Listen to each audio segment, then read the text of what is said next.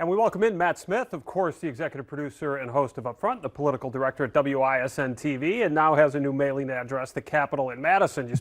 You spent a lot of time there this week, Matt. Certainly this budget process, unique in so many ways, right? You watched it all unfold yesterday as this played out until the early hours of this morning.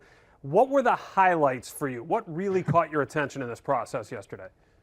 So it was really incredible, Chris. Like, we saw this drumbeat this past week of this whole concept of these federal Medicaid dollars and the rush to get this bill signed. But what really happened last night and into the morning was extraordinary in and of the fact that the legislature had this major deadline. They were watching what was happening in the U.S. House, in Congress, and it kind of became this battle between Governor Evers and President Trump in terms of ensuring that the governor could sign this budget first. We've seen nothing like this before in terms of the legislature passing a budget, the governor signing. Usually he takes days to review, his team is going through. It was like that. It was passed, he signed it, and we're done.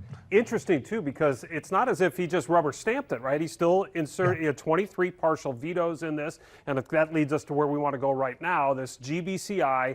Listen, as we've said, the governor wanted 2029, the legislature wanted 2029. It was the stuff to get us to 2029 that's the problem. So, Matt, you were there when he talked about it, him being the governor. Do you believe he thinks it can still be done by 2029? What's the next step here? Yeah, I think possibly. I think what he was looking to do is to remove that barrier. I think we've seen artificial barriers put in place by the legislature and governor, whether it be Democrats or Republicans before.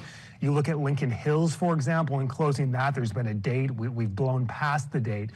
So the governor seemed still is very supportive of closing Green Bay Correctional.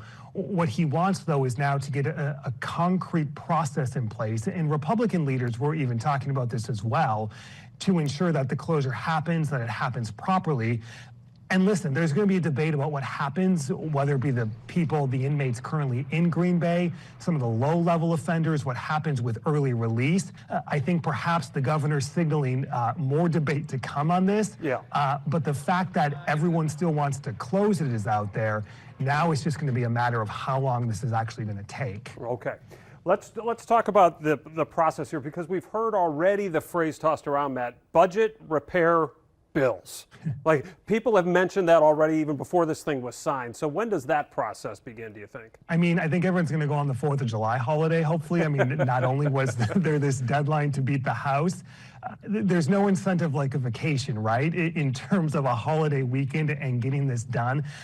I think a lot of people are going to look through this and see if that is needed. But what is also remarkable in what we saw, at least in this Evers administration, is that this was a major deal for these major parts of the budget that were negotiated between the governor and Republican leaders.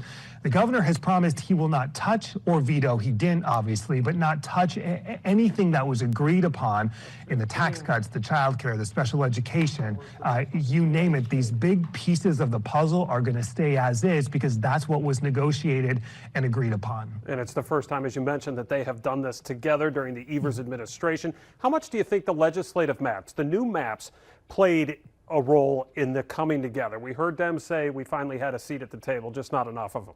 Yeah, it was fascinating. Democrats talked about this a lot. Simply, Democrats were not at the table in these negotiations, and they made that known last night in terms of their comments and even potentially how they voted.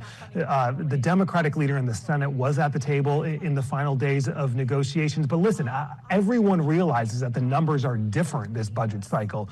The Republican majority is incredibly thin in the state Senate. They needed Democratic votes to pass this. That wasn't necessarily the case in the Assembly. They had enough Republican votes to pass it with just Republican support. So yeah, the numbers are shifting and changing, and I think everyone is aware of that, in the negotiations, the fact that they happened, and now, especially as we look ahead to the midterms and the potential for what that could mean for the next legislative cycle and the next budget cycle down the road. Matt, we appreciate the time. We know you've put in a lot over the last week, and enjoy your holiday off, and we'll see you on Sunday. You as well. Thanks, Chris.